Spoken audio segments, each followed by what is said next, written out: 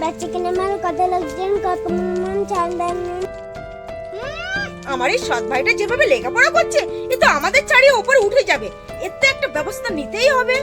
এই এখানে টিপটাপ করে বৃষ্টি পড়ছে আর তুই এখানে বসে বসে বই পড়ছিস, বইটা ভিজে যাবে তো। আর শোন, গ্লাসে দুধ ছিল, তুই দুধটা খেয়েছিস? না।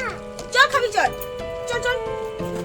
ভাই তুই তাহলে এখানে বস, আমি এক্ষুনি তোর জন্য দুধটা আনছি, ঠিক আছে? বস। আরে দিদি ওটা লুকিয়ে কি নিয়ে যাচ্ছে দেখি তো।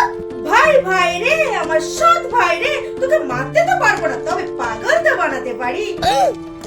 বাবার কাছে টপ হবি।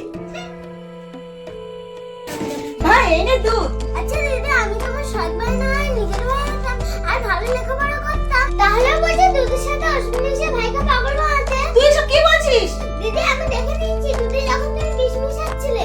এটা আমি কি করলাম? দিদি হয়ে এরকম কুমন্ত পাওয়া না আমার পক্ষে ঠিক হয়নি।